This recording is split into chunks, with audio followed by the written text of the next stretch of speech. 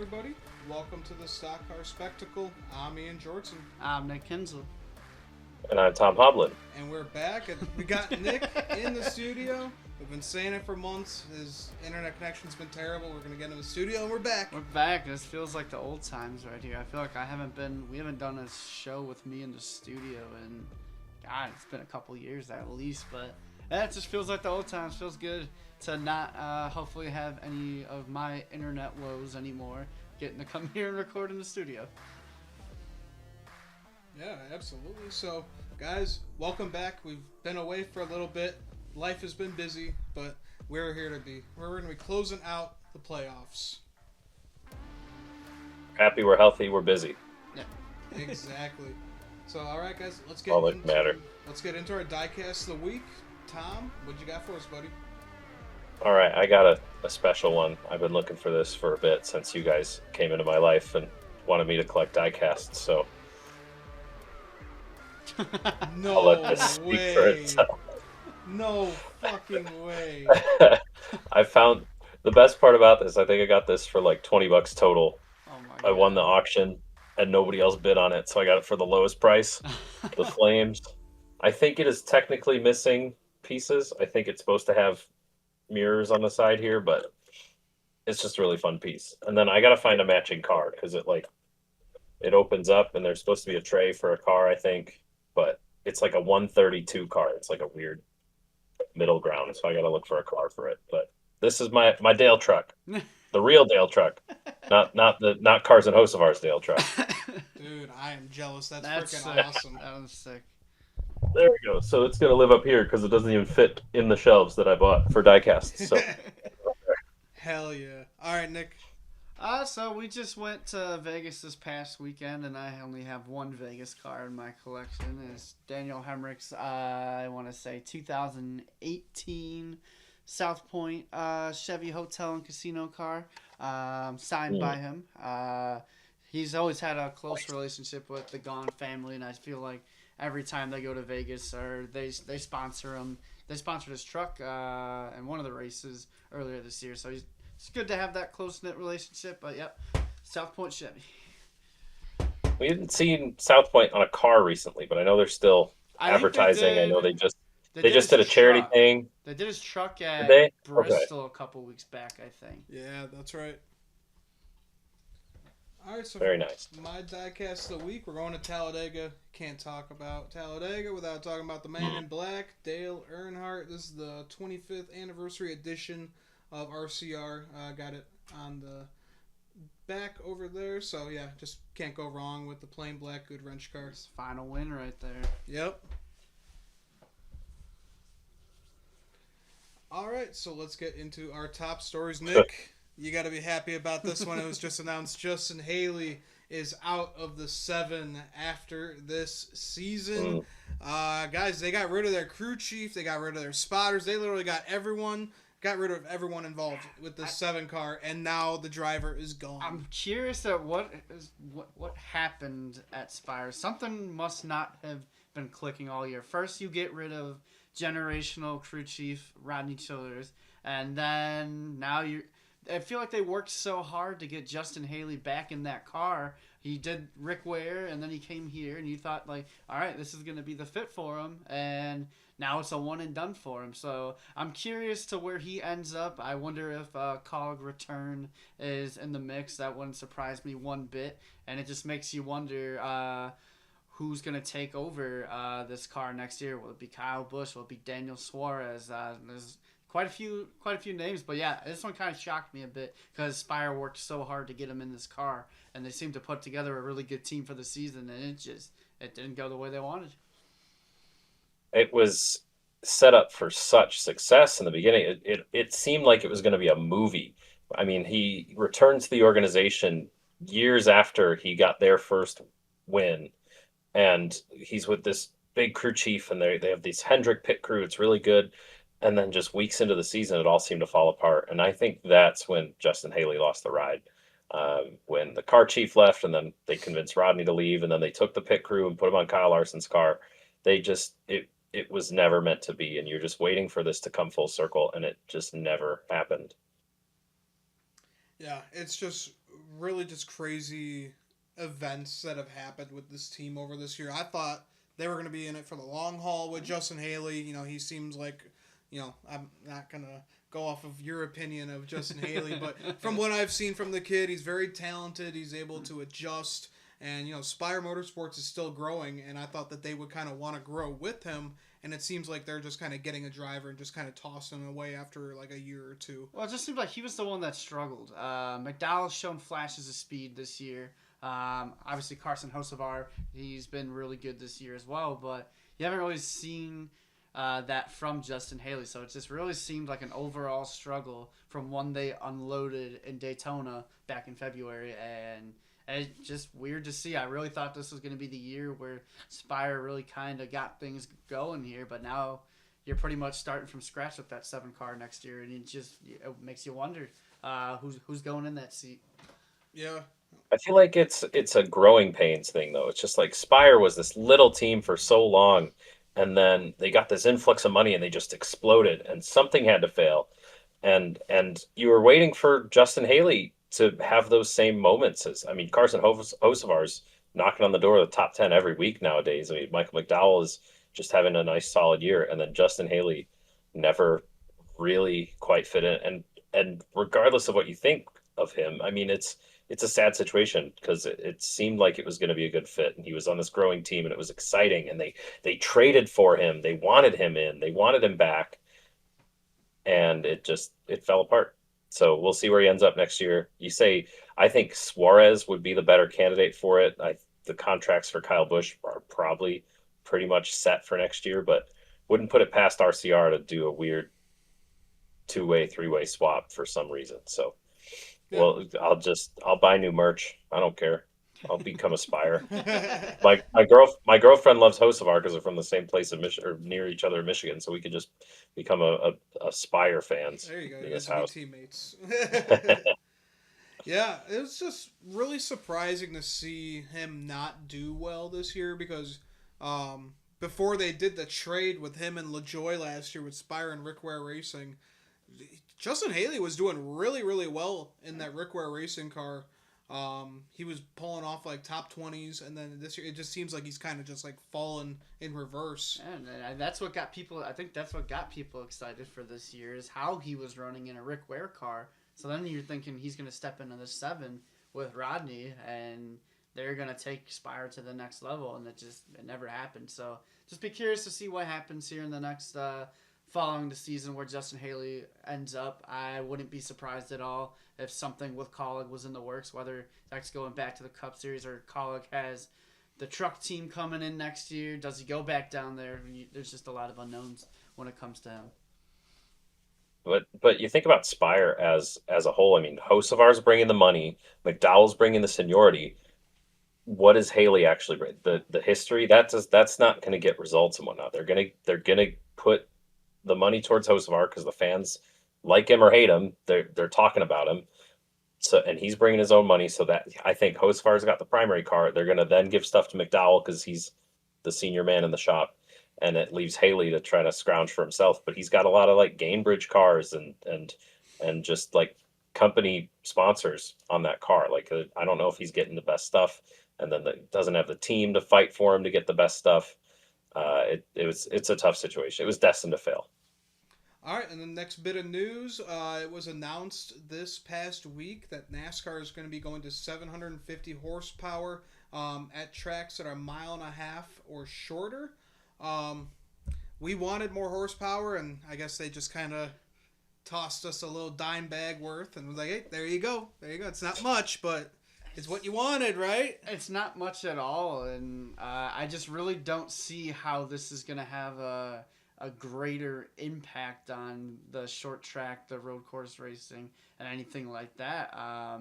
And then I just, what I don't like is that they're only doing it at those select tracks. Like, if you're going to do it, just do it for all the tracks. Like, what we need, all the drivers keep advocating for it. They want one thing only.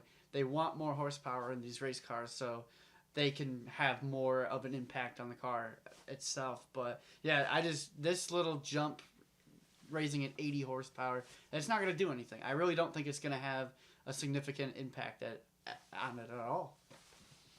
it seems like it has an exponential cost effect. And so the worst thing that NASCAR could do is say, all right, everybody bring 1,000 horsepower engines, and it still doesn't do anything. And then everybody spent, what they say on, what Steve O'Donnell say, 40 to $60 million total for the industry, just for the teams to produce those engines and whatnot. And then the other piece of evidence with this, apparently Kyle Larson went out and did a tire test with this new package, and he was on his way home, and he got out of the car, or they asked him like, so what do you think of the more horsepower? He goes, what? He goes, yeah, everything you ran today was 750 horsepower. He didn't even notice. So I don't think we'll notice. No. And yeah, I think leaving it at below mile and a half is fine for me, uh, because the mile and a half product is really good right now.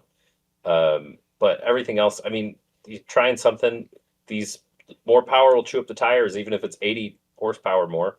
So they'll have to manage the tires a little bit better. The Roval wasn't terrible when tires made a difference. So I guess time will tell, but I don't have high hopes. Yeah. Yeah, me neither. I mean, it's NASCAR. It's Jim France making the decisions, so we're kind of stuck there. All right, and then our last bit of news, a little possible change in our playoff format. I know that we've been kind of beating a dead horse with this all season as well, but there has been a lot of big, like, just rumors coming out. Bob Pockrass, a lot of people that work in the industry of NASCAR saying that there will be a change in the format next year. Don't expect a 36 race season, no playoffs, any of that, but they're expecting maybe more than just one race for the final round for the championship, which, you know what? I'm fine with it, kind of moving in the right direction. It'll be good. I think we need a breath of fresh air. I the thing with NASCAR is that they need to constantly keep changing the rules, or the teams with the most money are going to figure it out, and that's going to be that. And I think that's what we've seen with now even the format and the actual rule book. Uh, Penske has not lost the championship in the next gen era, and have they been the best cars in the next gen era? No, no, I don't. I would not say so. They're playing the game, and you can't hate the player. You hate the game. So we're going to change the game. They tried to do it with Jimmy Johnson. I mean, it may not even affect Penske. Jimmy Johnson kept winning championships, and they're changing the format every 2 years on him. So I think it's time. I've always said with this car and how it's a spec car, and everybody's allegedly driving the same stuff. It makes the most sense to do a full season points. Who can be the most consistent and the best when everything else is equal? We won't get that, but more of a sample size at the end, I think, will leave a better taste in our mouth at the end of the season. Yeah, any change at this point, I think, is good. We've just kind of, this has just ran its course, this current format, so I'm definitely up for some change.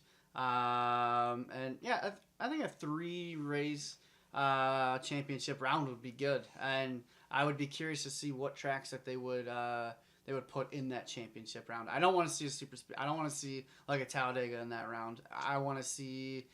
Well, Dega is in the slot. Was it? It's Yeah. in the slot next year if they do change that to a is 3 or true. 4 I don't want to see that at all final. for So a championship. If they're gonna go the championship round, I don't want to see a super speedway in it. I want to see your best intermediate tracks and your best get at least one good short track up in there, which is Martinsville, which is I think what they're gonna do. But eventually, I think I would like to.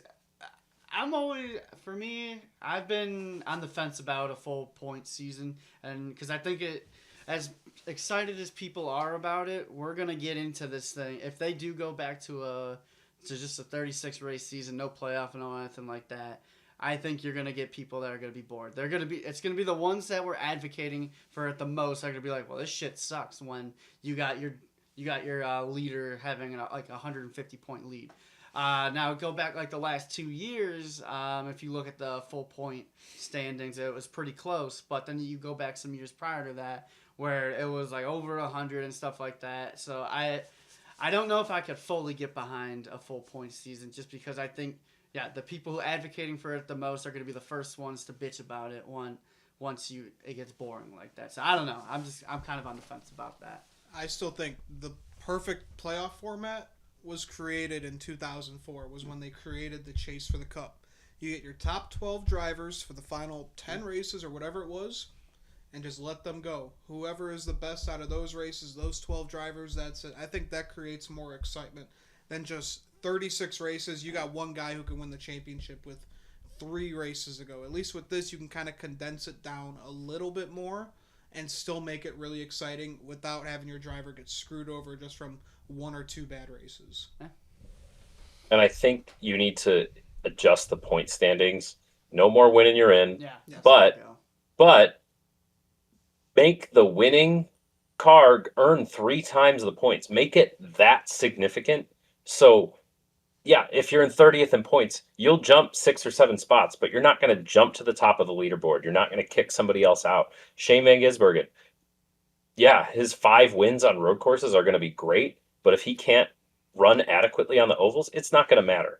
And he's not taking away a spot. But you don't want this, like, I disagree with Jordan Bianchi on a lot of stuff, but he's like, you don't want guys getting out of the car and be like, well, we had a good points day. No, you want somebody to be pissed that they finished second with 35 points while the winner got 110 points. Because that will make you drive that much harder to try to go get the win if it's that big of a point swing. And that's what they need. You need like 50 points for second, 120 for first, and then start lowering the increments. And I know it's sounding a lot like Winston Cup, the more and more, but you need to make that winning that much better for the better of an outcome. Yeah, no doubt. They got to do something here, and it seems like hopefully they're on the right track. All right, and so, guys, we haven't really done a show. I think maybe 1 or 2 shows during the playoffs, but it has been a wild ride so far, especially in the Xfinity series. We know we've all been watching Austin Hill, and funny to see that he got eliminated 21 points, the amount of points he got docked from Indianapolis Motor Speedway. So, wow. You'll love to see it. Couldn't happen to a better guy. Yeah, right. I mean, you fuck around, you find out, right? That's play stupid games, win stupid he prizes. Found out. He found out. He sure as hell found out. And that put the biggest smile on my face, seeing that it was the exact amount of points that he lost from that Indy suspension is what he got eliminated by. So I thought that was incredible. While his teammate is most likely going to be racing for a championship at Phoenix. Jesse Love turned it out. They could have been right there together. Yeah, but guys, it's been a pretty wild playout. Like, I don't know, Cup Series, it's been a little predictable. Yeah. I didn't see SVG getting eliminated this early. I thought he was going to have a better first round. But oh well, he still won 6 races this year. Yeah. So not too bad. And think if he made the next round, he was incredible at New Hampshire. He was incredible at Kansas for an oval, for the non-oval guy. And then obviously getting the win at the Roval. I mean, he would have been hella good. What, he could have won Talladega? SVG champion. Come on. It could have happened. It probably couldn't happen, but I mean, he is going to be a lot more scary next year. Well, that's what I'm saying. Got these ovals things figured out. He's starting to run top 10s on these ovals now, and what I've been saying from the start is once he figures out these ovals, it's over for the rest of the field. Because you're going to have this guy going out, putting ass whoopings on the oval, and then we go to a road course, which is his bread and butter. Oh, boy. Yeah. So, guys, any surprises so far throughout these Cup Series playoffs that you've kind of seen? Any surprises of guys getting eliminated or that have made it through? Logano will always be the one, and he got lucky again there. And, yeah, that just pisses me off. But other than that, I feel like it's been about what you would expect. I see Chase Briscoe being a guy who could really get himself into the championship 4. He's been running really well in that Gibbs car lately. And if he gets to Phoenix, we all know he's very good there. And that could set him up really nice. But yeah, no, other than that for Cup, I really think it's been about what you would expect.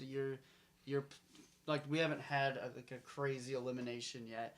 That's going to come in this round. Well, not really, because we're in the round of 8 now, but we really haven't had, that one true one. I remember a couple years ago when Kyle Larson got eliminated in like the round of 12 or something like that. Oh, when he was still in the 42. When he was having a really good year Yeah. that year.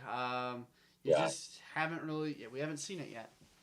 Yeah, I think the most surprising part and the big part for me was the round of 16 going into the round of 12 and how the points reset really threw Toyota for a loop.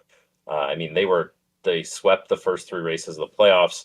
You do the reset, and then suddenly they can't find it at New Hampshire, and they're chasing their own tail uh, when the round of 12 ended. So to see Bubba and Tyler get eliminated in that fashion when they were running well was kind of tough to digest.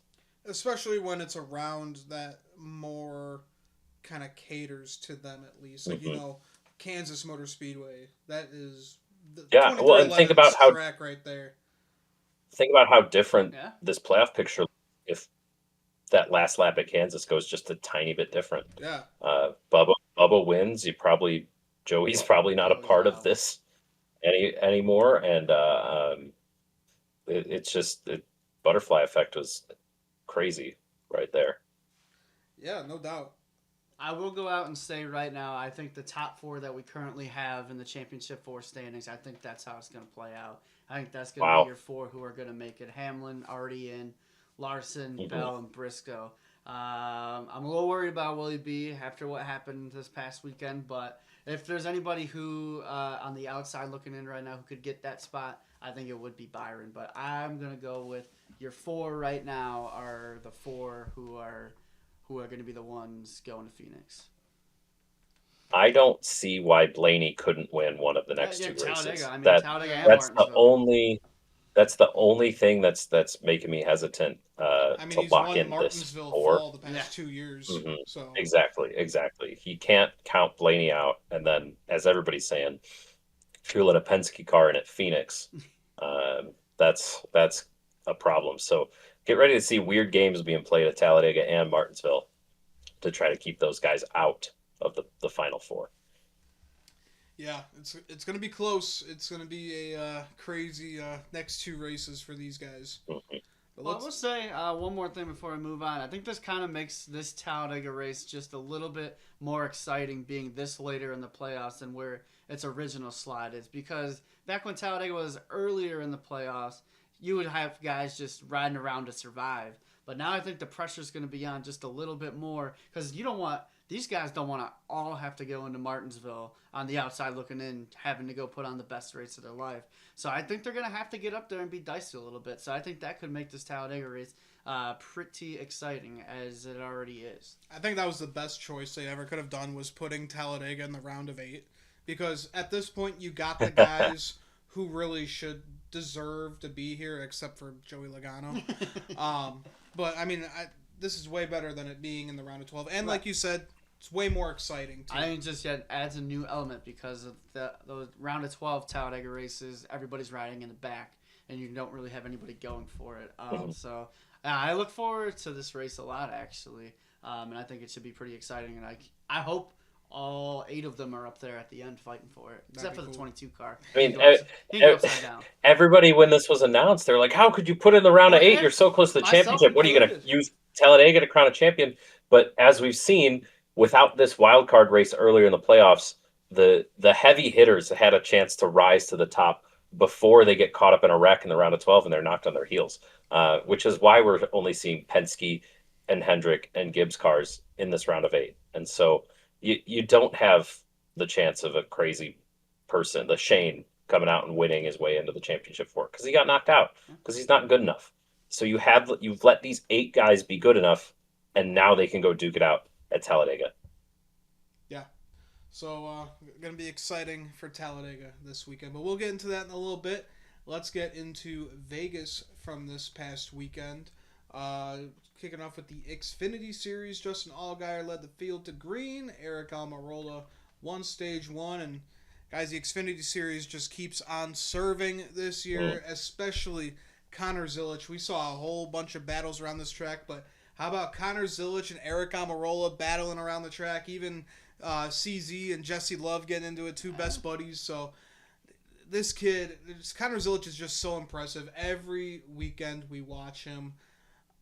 just this is the future. Like we thought Ty Gibbs was going to be like the greatest thing ever since Dale Earnhardt. I really think that this kid, I don't know. I hate. I'm so sorry, Dale, but he could be better than Dale Earnhardt. Dale Earnhardt was not that good on road courses. Connor Zilic is literally good every single track that we go to. It's we could be seeing the greatest of all time. It's scary just how good that he is. I think next year it's just going to be a lot of. He's got to mature himself out a little bit. Like, yeah, he's going to be coming in as a young rookie next year. And I expect him to run well. I don't expect him to light the world on fire in year one, but I expect him to run very well. And then, like we said, he's got these road courses. I am full on looking forward to seeing him and SVG battle on the road courses. Because it doesn't seem like anybody in the Cup Series can really give it to Shane. The one guy I think that can give it to Shane next year is going to be this 88 car. It's going to be Connor Zilic once he gets up there. So, yeah, he's dominant. He's like Corey Heim in the Truck Series, but times that by like 1,000. Yeah. What are we? He's got nine actual race wins, 10 actual race wins, and then the one with Parker at Daytona. But yeah, he's lighting the world on fire, and I'm very excited to see where he how next year goes for him. I think it's gonna be a lot of maturing, but he's gonna be damn good. I want to pump the brakes. I know. I want to pump the brakes on Connor Zilic and you used the perfect example. Ty Gibbs was lighting it on fire, seemed unbeatable. Still, what is his third or fourth year? Still has not won in a Cup car, and a lot of days he doesn't look close. And I just worry that the Xfinity car and the Cup car drive so different that Connor's not saying he's not as good as we think he is. It's just he's going to be starting from square one, and he needs to have the studying veracity that Denny Hamlin has, and he's 20 years of experience behind Denny Hamlin before he can even study that. So I think if Connor Zilic finishes higher than 20th in points, I think that's an incredible year for his rookie year. I don't see him going out there and lighting it on fire from the jump. Yeah, but just the way that we've been able to see him like adapt to these cars. I mean, he won his first Xfinity Series race. I mean, so did Ty Gibbs. I guess we're gonna kind of be comparing these guys all night, but I don't know, just the way this, like when he stepped into the Rolex car as well, like he was just damn near perfect. I just think that this kid, he just does a lot of studying and does a lot of sim time as well, and he's just able to adapt. So I think it's just because he's so young too, that he's just getting into this Cup car next year. He's going to be he's 19 right now. It's going to be the perfect time for him to get in here and just learn. I will say, all three Trackhouse cars will be in the playoffs next year. That's where they're getting their upgrade from Daniel Suarez right now. It's because he's going to be a threat on these road courses, and I do think he is going to steal one of these road courses. So, and that is just music to Justin Marks' ears right here. And I think this is a big reason why they're putting him in this car. It's the reason they put Shane Van Gisbergen in this car. They want their cars in the playoffs, and they're going to get the best guys to go do it. And Zilic and SVG on the road courses, that's what's going to do it for them. Do you think Shane and Connor get in each other's way and they sort of water each other down? I could see another team going out and hiring a Connor Zilic in it to counter the hiring of SVG, but putting them in the same team, I think, could water it down a little bit. I think it makes the team stronger because they'll know that they'll be able to be out front and learn from each other from being in the clean air on these road courses. And then it's going to help Ross Chastain too. I mean, the guy, he's no slouch on road courses. I mean, he got his first ever Cup Series win at Circuit of the Americas. Yeah. I mean, every single Trackhouse driver has gotten their first ever Cup Series win on a road course. It's pretty cool to think about that. But I think it's really going to benefit Ross. And then SVG is going to learn a lot too because Ross and Connor they're really good on the ovals. And it seems like SVG every single week he's getting better on the ovals too. So I think they're just all going to be able to learn from each other. Trackhouse is just going to be one big giant brain of just knowledge for the whole, maybe entire industry of NASCAR, because they could even be learning from this whole team too.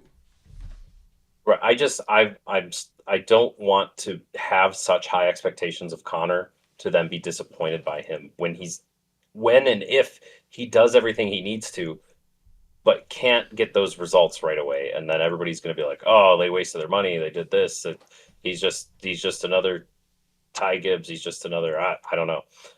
Daniel Suarez. They pushed Daniel Suarez into the Cup Series really soon, but I like that they're putting him in now. You need a lot of time to learn this car. You need to get the experience to go up against these guys who've been doing this for 10, 20 years. I don't want to have such lofty expectations for him in his rookie year. The biggest thing for year one is really he has to earn the respect of all these other guys that he's out on the racetrack with. We've seen some of the moves that he's made in some of these Xfinity Series races. That's not going to fly in the Cup Series. They're not going to let that happen. So I think that's probably going to be the most important thing for him year one while he's trying to adapt to this newer car, is learn this car, but also learn to keep it clean and earn the respect of your fellow racers. He's got to stay in his lane. He's got to run all the laps and just go out and learn and try to gain respect from those guys. Yeah, and I think he'll be able to handle it pretty well. At the beginning of this year, he was making a lot of dumbass moves and making people angry. And throughout this season, he's been a smarter driver, and he's been able to kind of give guys a little bit more wiggle room while also fighting hard with them too. So it is comparing apples to oranges with the Xfinity Series and the Cup Series. It's a whole different ball game, whole different roster of guys, whole different, a lot of feelings too. So you just got to find his way to work around. And like I said earlier, this guy, he's able to adapt anything that comes his way. So I think he'll be fine. I don't like you said, I don't think he's going to light the world on fire. Top 20 in points, respectable. Please give me a Connor Zilic, Corey Heim Rookie of the Year battle. Please. That would be sick. Please. Somebody put Corey Heim in a Cup car next year full time. I don't know how they do it, but it needs to happen. It needs to happen. Yeah, well, if 2311 and Front Row lose the lawsuit, I don't think any of them will have any rides. So we'll see about that. Suddenly, Dodge and Honda are in the series a lot sooner than they expected to be. all those charters showing up on the market. Right? Ooh. All right, so Eric Almirola won Stage 2 of the Xfinity Series race. They put on one hell of a show, battling each other, but it was Eric Almirola that was able to come out on top. You picked the right winner. This guy's been killing it this year. This guy. So Nick Sanchez, Austin Hill, Harrison Burton, and Sammy Smith are the four that have been eliminated from the Xfinity Series playoffs. Just Austin Hill shot himself in the foot earlier this year with wrecking Almirola at Indianapolis. So he could be pointing his way towards the championship, but he let his emotions get ahead of him. Stupid games, win stupid prizes, and he found that out right here, and that's got to be a huge disappointment as we're literally timeout. They're racing Talladega, right? Who? Is Xfinity racing Talladega? All three are, yeah. All three are racing Talladega. Yeah. This is the start of a new round. All right, Yeah. 3, 2, 1. And he's really going to be shooting himself in the foot here because we're literally going to Talladega and to open up the next round for them. And yeah, that one's going to sting. Screwed himself. Austin Hill's very good at Talladega. Might be the best in the Xfinity Well, Series. and you think Austin Hill will sit there in a meeting as the whole company tells him he's got to push the 2 car to the win? I would love to see weekend. how that one goes. Nope. No. But how Austin sweet. Hill will put it 3 wide on coming out of 4 at Talladega on the final lap. How sweet had it have been for Eric Almirola celebrating in victory lane and then knowing that the guy that took him out at Indianapolis just got eliminated from the playoffs. That would be a very nice feeling for old Eric. as Eric has locked himself into the owner's championship that he will be running for. which pays good money to the team. Yeah, So Justin Eric's Bonsignor was Eric's supposed to finish off the year with them, but they were like, no, no, no, we want a good guy. We want a good driver in yeah, here. Eric is very pleased to be living the life he's Wait, living so right now. their round had to have ended last week though at the rope 2 weeks ago at the It rope. did. It did. Yeah, It yeah, ended okay. last week. Oh yeah, okay, Because I was like, we only got Talladega, Martinsville, and then Phoenix Hmm. afterwards. But okay. still, Austin Hill really shot himself in the foot here, having that opportunity at Talladega, where he's probably gonna go out Yeah. and win, and Yeah. easy lock into the champ Ford right there, gone because he's a dipshit. But again, could have happened to a better guy. Love it for him. Yeah. He's a dipshit. All right, so congrats, Eric Almirola. Let's go over to the Cup Series race. We had Denny Hamlin on the pole, and man, oh man, it's either hot or cold for Ryan Blaney this year. He was Oh, running well until he had a flat tire slammed into the wall, terminal damage, and he was done for the day. But like we last said, no points. yeah, last no points. But like we said, we're going to Talladega this weekend, and then we got Martinsville, two tracks that he's very, very good at, and he can point himself in to win another championship. So I'm not too worried about Ryan Blaney. He's got to go out and execute. Just have a clean day at Talladega.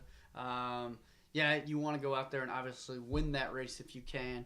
Clean race there. See where the points shake up because you're going to you're almost bread and butter track now. Going to Martinsville in the fall where he's won the last 2 years. You know you're going to be good there. So yeah, I'm not too worried about him just yet either because these are the two most perfect tracks that Ryan Blaney would have wanted to see left on the schedule to get himself back to Phoenix. But why does Ryan Blaney have a flat tire in stage one of this race? It's because Penske does not have the speed this year. And they're trying some things, and they pushed too hard, and they paid for it. They never have the And speed, now, yet they somehow keep winning cups. everybody's saying all Penske has to do is get to Phoenix. All they have to do is get to Phoenix, and now there's a there's probably a 90% chance both cars, only one car could make it instead of both cars making it, and there's probably a good chance that neither makes it Joey as Logano's well. going to So, win at Talladega, and it's going to be game but on. he's only 31 points out. Like, say Byron gets in another wreck at Dega, or Briscoe or Bell wreck it. Well, that's why I Blaney said catches right just back go out up. and execute. Just go out and Hmm. execute at Talladega. Have a clean day. Bring it home in one piece. See where Yeah, you're looking up for Martinsville. he's not in a must-win until Martinsville. Yeah. All right, so William Byron wins stage one, Larson wins stage two, and then calamity for William Byron. Wow, He had the stunning. fastest car all day running around the track, and here comes Ty Dillon, slow, not even down below the apron, heading down pit road. His spotter doesn't tell anybody that they're going to be coming down. He's not waving his hand out. Byron didn't know. He didn't see him until the last second. Just slammed right into the rear end of Ty Dillon. Both their days were done. 42 was involved too. Ty Dillon's spotter. Tom, I don't know if you just saw this because it was on Twitter. I heard this. I heard this. Ty Dillon's spotter got down to Talladega today, and they Mm. fired his ass. They told him he wasn't going to be spotting this weekend, but apparently he was driving the bus down, and then they fired him, and he was like, all right, I'm going home. So I'd say it's Ugh. pretty well deserved because you got to communicate, but don't fire the guy when he gets to the track. It's just such a Holy shit. colossal error Yeah, on their end. This was William Byron's race right here. Yeah. Like he was the best car. it could be his playoffs. Yeah, he has been the best car, and it looked like this was going to be his day in Vegas. The way his day was going, he was going to win this race, lock himself into the championship four, and now he's on the outside looking in. And now, like you were talking about, Tom, he goes to Talladega this upcoming week. He gets in another wreck. Now he's really down in the dumps. Going to have to go to Martinsville in a must-win. It's You remember just 2 years this. ago how he ran at Martinsville? He was leading points and was struggling to get out of the 20s. Yeah. That So whole it's race barely made. Same with last year. The whole drama that happened last year because Byron was running like shit, and the Chevy cars lined up behind him and refused to pass him. Like Byron cannot rely on Martinsville to get him through because he's not going to run well. And it's just so crazy. Like this is what really separates Oh, us from a stick and ball sport come playoff time is you don't have this in stick and ball sports where something like this happens. You have a guy who is not in the playoffs just come up and just completely ruin everything. He ruins everything. The only example I could think about is this: like you're in the playoffs and your quarterback's lined up in the shotgun, and a streaker comes out and like drop kicks his knees, and he ruptures the guy's ACL. It's like it's something completely out of their control, and it's wildly changed the layout of this playoffs. Yeah. It's crazy. And they were on a replay. A+ higher from Chris Rice and Matt Collard right there. A+ higher. That's just crazy. Literally, you just took your best guy out right there because this was Byron's race right here. He was going to win this race. This could have been Byron's year. This could have been his year, and now he's going in. He's got to go do well at Talladega because, like you said, Tom, he cannot rely on Martinsville with how shit he ran there last fall. It's just he cannot. Hendrick does well in the spring Martinsville, but in fall Martinsville, they're not. They're not ready for it. It's just that was I was gagged, stunned. No, dude, that was mind-boggling. Yeah, well, it made me want to throw up because I was ready to win some money with Byron with our group, and here we go. Hey, at least did he finish ahead of Ty Dillon at least? Byron? Yeah, one spot. Okay, all right. I didn't lose an extra $5 because in our group, if you finish behind Ty Dillon, you lose an extra $5. So, and Byron finished one spot ahead of him. So, hey, Mike's the only one that lost out on it. Yeah, but sweet. What a colossal 36 moment and 37. That just completely shakes up how the rest of this round is going to play out, and just what a stunning catastrophic error from the whole 10 team. And yeah. I'm not surprised. Ty Dillon's a dipshit. Collard Racing is a poorly ran organization, so they've got a bunch of guys working for him. So I'm not surprised. I was stunned when they interviewed him outside the care center, and he was like, "Well, yeah, I didn't wave because I think we're professionals. You don't gotta wave." And it's like, literally okay. Every other driver in the sport, that's their telltale sign. That's why A+ higher. A+ higher. Well, it's who knows where Ty Dillon won't have a job in 2 years because with the Dodge coming to trucks and Collie go to Dodge after 2026, they're severing their RCR alliance. So, first of all, what happens to that race shop? It's literally on Richard's land. It's on campus. That's odd. Maybe Dodge is going to build him a whole new state of the art facility, but like. Yeah, it was crazy. They were on a replay of William Byron almost crashing and then come back and show this big fluke accident that completely flips the race and the playoffs on its head. Yeah, because before that they were showing him like really loose. He almost got into the wall, and then he lost the lead. Yeah, he lost the lead because he got loose, and Larson, who led 129 laps, took the lead, and he was not going to give it up. Clean air was king at Vegas. And I saw Byron around in the grass. I'm like, oh shit, car broke apart. Nope, saw the replay and just slammed into Ty Dillon. These cars don't just break apart. Something happened. Been a fun right. Yeah, I'm not surprised. Yeah, crappy ass parts. Nope. Ty Dillon's just a fucking idiot. This has been a fun crappy show ass for me. driver. Justin Haley got fired. I got to talk about Justin Haley getting fired, and I got to talk about Ty Dillon being an absolute dipshit. It's been a fun show. Yeah, it's good. Yeah, it's been a good return of the stock car spectacle. So glad you're having a good week. Yeah. All right, and then we had a wreck on the restart. Ty Gibbs, SVG, Dinger, and Cody Ware in the Arby's Dream Machine was unfortunately involved. But man, once you get, because this was a very clean race up until that point where William Byron wrecked, and then this just opened up the floodgates. But guys, Denny Hamlin, he was able to come around. You picked another winner. This guy has just been on a freaking roll. But Denny Hamlin getting it done in the AM/PM car. I think that was his first ever win with them. But that was, and he goes to the championship 4.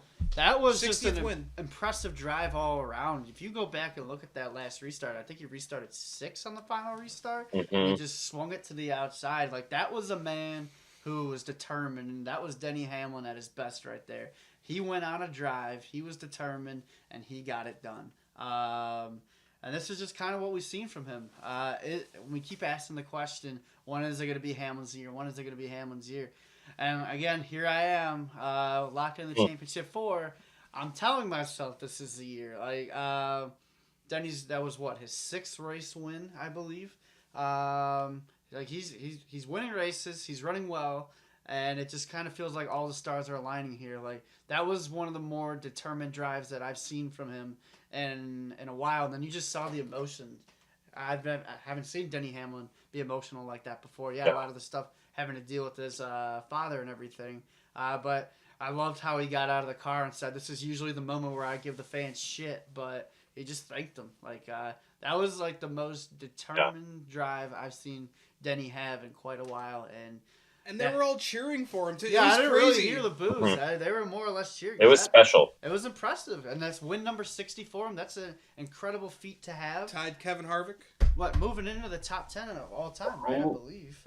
So yeah, that's an incredible feat to have, and yeah, I'm sure he wants to go to Phoenix and go finally get the monkey off his back and get that first championship. But it's been an incredible season for the 11 car, and I feel like getting to 60, that's just it was hell of a drive from the 11, and they're going to be a force to be reckoned with in Phoenix.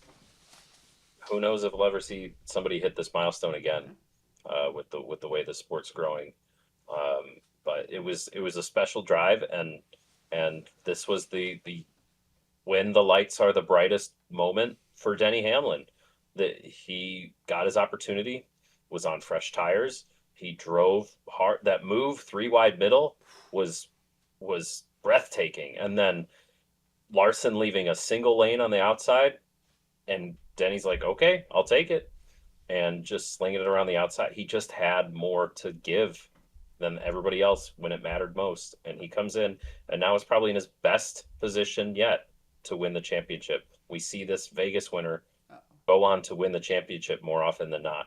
He doesn't care what happens at Dega or Martinsville. He's focused on Phoenix, and this is the best opportunity for Denny Hamlin. Yeah, no doubt. This will be the year. This is it. This will yeah. I mean, he's good at Phoenix. He's already locked in. The pressure is off for 2 weeks. I don't think he's pissed anybody off enough to where they could take it away from him. I think he's been pretty tame this season. Crew's just got to be on point. No oversized tape. Don't pull a Truex where you put the wrong side tires on like they did a few years ago. Well, speaking of the crew, do you guys see the story about how it came together with Chris Gale being his crew chief? They're like, "Denny, you have 24 hours to respond. Do you want Chris Gale to be your crew chief or not?" Like, he gave him 24 hours to pretty much pick his crew chief. Otherwise, Gale was going somewhere else, I think. But yeah, so wow. That's how that all worked out. And I would say pretty good match right there. Yeah, right. With these guys, they seem to hit it off. I mean, think about the conversation with Denny Hamlin at the beginning of the season. No sponsor. His age, people weren't sure he was ever going to win a race again. And here he is, poised to win a championship, signs a 2-year extension. I mean, at the end of 2027, Denny Hamlin could have as many championships as Joey Logano. It could all just fall in place right here at the end. Because Denny is driven as hell. You've never seen him more determined, and that's wild to think about. I think that's scary for the rest of the field, and I hope stars just need to align for 312 laps at Phoenix. As much as people like to hate Denny, he's the black hat of the sport right now. I think it would still be a special celebration for the sports as a whole if Denny Hamlin can pull this one off. I think they would cheer for him. I think they would actually cheer for him. Kind of like when Kyle Busch goes to RCR and won his first race with RCR. I've never seen so many people cheer for Kyle Busch in their life before. Even we were cheering for him, included, because it was just a cool moment right there. You brought him up, Kyle Busch, P8. Yeah, hell yeah. Naturally P8 in this race, huh? Yeah, all right. Maybe a chips and queso from Cheddar's? No. No. But SVG, he was running really well. He was running like top 10 throughout this whole race. Yeah. So he's just getting better and better. Wreck, but I mean, he's still. Where did he end up? Where is he? He had a bad finish because being involved in that wreck. But because of the wreck. He was there he is, 33rd. I mean, he's been running top 10 for the past few weeks. That's crazy. Yeah. But like Nick, like you've been saying, once he figures out these ovals, It's over. he's Like, going to be a just pack it force in. to be reckoned with. Pack it in. Yeah. He's the greatest road course racer in NASCAR history, and you put that aside with him figuring out on these ovals. Don't even come out. There's no reason for these other guys to even get on the racetrack because Here's- SVG series. Everybody's hating on SVG. Oh, he won another road course. Oh, have some fucking fun. Yeah, this is what they Enjoy hired it. him to do. You're seeing a generational thing happen. Nobody's done this ever in history. Have some fun. Enjoy it. It's cool. Yeah. When he wins by Marks 20 is seconds a and fucking stomps on these genius. people, that's cool. Stop hating on SVG. Yeah, like we've had so Ridiculous. many foreigners come in from like F1 and just IMSA and just so many different series of racing. No one has been able to do what Shane Van Gisbergen has been able to do. It's just absolutely incredible. Mhm. Like, you want to talk about adapt, like I was with Connor Zilic earlier. Fucking Shane Van Gisbergen, his first ever race in a NASCAR Cup Series car, and he was able to go out and win. Just phenomenal. Justin what Marks this is guy's going to been go doing down so as far. the biggest genius of all time. Yeah. Finding SVG, and now he's going to have Connor Zilic come drive one of his cars too. It's just going to be But- what a genius. But Chase Elliott won X amount of road courses in a row. Fuck off. But Jeff Gordon won 6 in a row. Yeah, he was Sonoma and Watkins Glen. Fuck off again. Shane will get in any car, any track, and trounce these guys. Yeah. Put some respect on Shane. And I just don't get it either because all these drivers are saying, like, we love having Shane out here because it's making us better road course racers. And I don't know why fans would be upset about, don't you want your driver to be better at road courses and see what, okay, this guy can do this on this track. He can do this in this turn. Oh, I've never tried that. I don't think anyone's ever tried that. So it's a big learning curve. Like, yeah, he's going to whoop your ass. But whenever someone is able to whoop his ass, it's going to be probably the most impressive thing we've ever seen. I mean, shit, dude. Well, Chris that's Buescher the other last thing. year at Watkins Glen didn't whoop his ass, but he went out and he beat the He was best. in a colleague car. And yeah. Yeah. It was a colleague car, Yeah. but still, I mean, if you get to go out there and beat this guy, yeah, I'd feel pretty good about that. Dude, I was even playing NASCAR 25. Like, I'm doing, like, championship mode. And I was running on Coda. And Christopher Bell won, and Shane Van Gisbergen finished second. I'm like, wow, see Bell. Wow. Very nice. Oh, but the other thing is that they are all in equal equipment, and they have his data. Nobody had Jeff Gordon's data for his souped-up Hendrick cheated-up car from the T-Rex. 90s. But they can see exactly what Shane is doing. They just can't do it, and that's what's so special. Yeah, it really just is impressive and seeing what he's able to do. But, all right, guys, we're going to take a quick break, and when we come back, we'll be making our picks for Talladega, so stay tuned. All right, guys, welcome back. We are going to be making our picks for Talladega this weekend. We got all 3 series running, so let's kick off with the truck series. We got the Love's RV Stop 225, 226 miles, 85 laps. Last year's winner was Grant Enfinger. And some notables in this one, J.J. Yaley will be in the 7 for Spire Motorsports. Frankie Muniz is back in the 33 for Rayum Brothers. And Parker Kligerman will be in that 75 for Henderson Motorsports. So, guys, let's make our picks. All right, so for my pick, I'm going to have to go with Parker Kligerman. I mean, when we go to a super speedway, kind of hard to count this guy out. For real, I think that's a great pick, and he's shown twice this year that he can win without winning. So, Yeah, no doubt. All right, Tom, who you got for trucks? who am I wearing? These guys, Front Row Motorsports. They always run well, so got to pick Lane Riggs. Got to pick them. They're gonna find their way to the front and stay there. Hell yeah. I mean, we saw that 34 win a few years ago at Talladega. Yes, we did. Yeah, buddy. All right, Nick, who you got for trucks? All right, for trucks, I'm going to go a little, not really out on a limb, but I'm going to take the 52 truck of Caden Honeycutt. Ever since he stepped into the 52 truck after the whole kind of weirdness of what happened with him at Nice Motorsports, he's ran really well in that truck. And I think he's going to have a really He's going to finish the year strong this year, but I think he's going to have a really good next year with wherever he ends up, and I think that's going to be Tricon.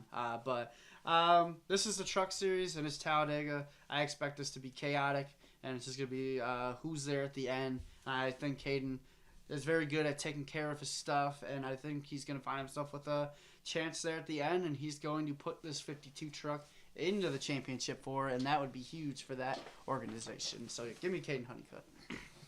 The Truck Series point standings are wild right now. Yeah. Corey Haim's locked in, and then 2nd through 8th for the playoffs is spread by 6 points. It's wild. 6 points. Ankrum and Hemrick are +2, Raja's +1, Lane -1, Ty Majeski -2, Grant -4, Caden -4. Crazy. Who knows who's gonna lose or beat Corey Haim for the championship? Because why wouldn't Corey Haim lose the championship in the one race final? But of course, who's going to have the opportunity to do it? It'll be fun to watch. Yeah, no doubt. All right, let's move over to the Xfinity Series race. We got the United Rentals 250-mile race, 94 laps. Last year's winner was Sammy Smith. He just got eliminated from the playoffs. Notables in this one, ARCA legend Brendan Queen, Butterbean, will be in the 11 for Colleague Racing. And Eric Almirola will be back in the 19 for Joe Gibbs Racing.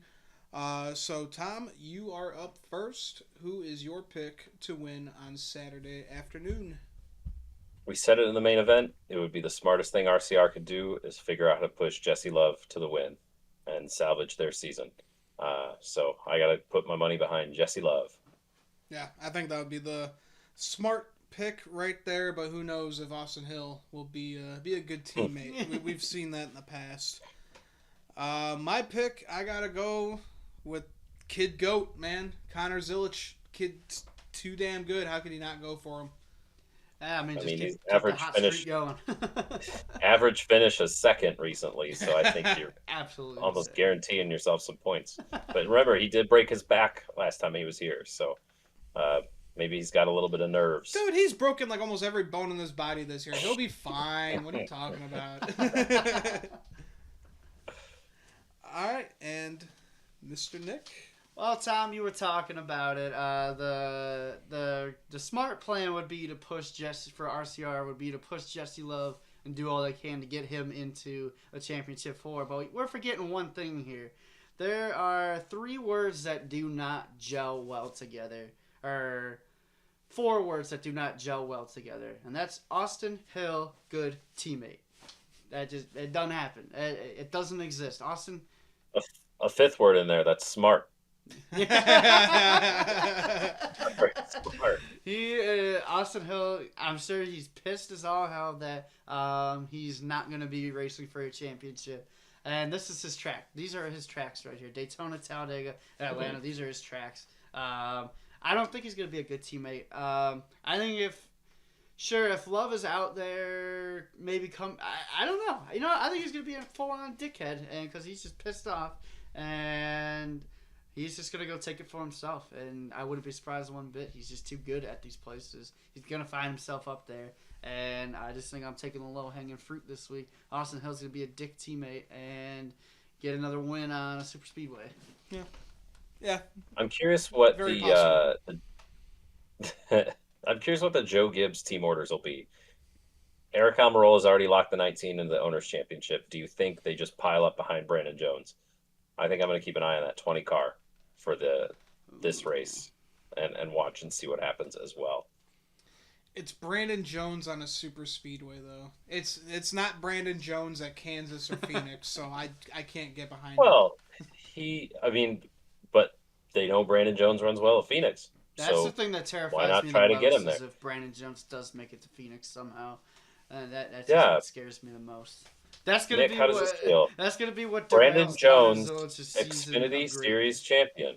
Oh man, how does that sound in your ears? Sounds like I want to stop watching NASCAR after that. Well, that's like sounds like I need to buy a water heater. Oh boy. All right, well, let's get into the Cup Series race. We got the Yellowwood 500. It is a 500-mile race, 188 laps. Last year's winner was Ricky Stenhouse Jr., spoiling it for the playoff drivers. Oh. And we are going to be in for one hell of a show. This is the first time that Talladega is in the round of 8, and it's going to get dicey, boys, like we were talking earlier. So I'll go first. My pick, I am going with young Ryan Blaney. Going to have some redemption for what happened last week when that tire went down. And we know he is very good at Talladega. He's very good at winning Talladega by .007 seconds. 007.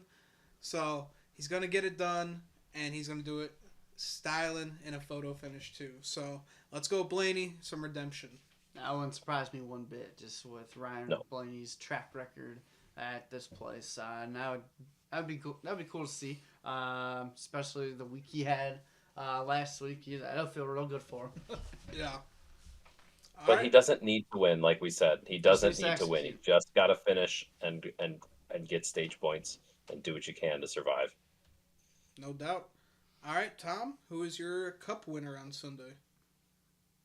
There's one driver who doesn't care what happens at Talladega, and that's Denny Hamlin. I'm not picking him, but I think this race is just going to be wacky. It's so hard to predict. So why not let Carson Hocevar get his first career win? And I have no basis for that. Just a gut feeling. I would love it. I want Carson Hocevar plus Talladega Boulevard equals mwah. Oh, yeah. Especially if you get a Chili's Activation Center in there. Oh, yeah. Oh, yeah. He's going to be riding the Dente all night long. Oh,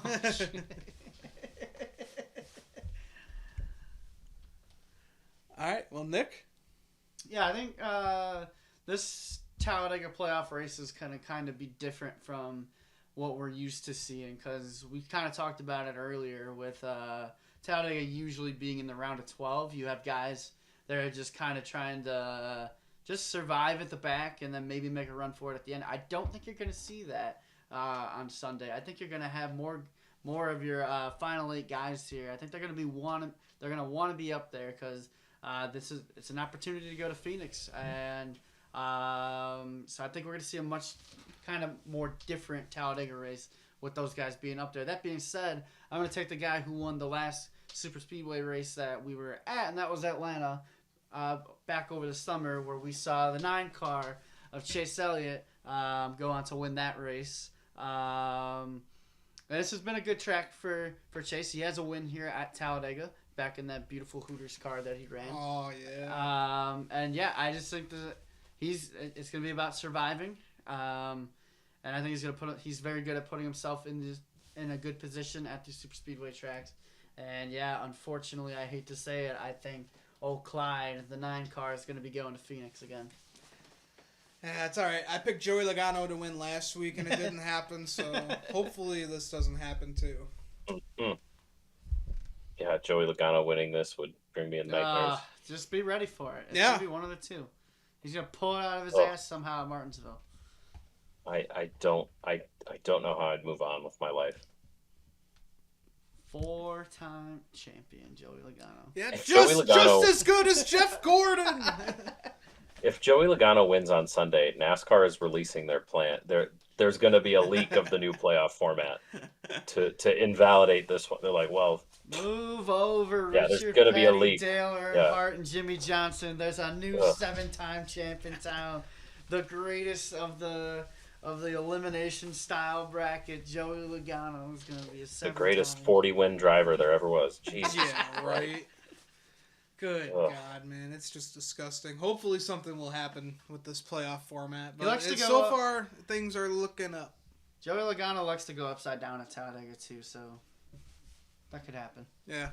Well, we wish he does that healthily and keeps himself in one piece. Yeah, the cars are very safe. Yeah, you can spin around like 20, 30 times, but as long, no bodily harm, nothing fine with... Yeah.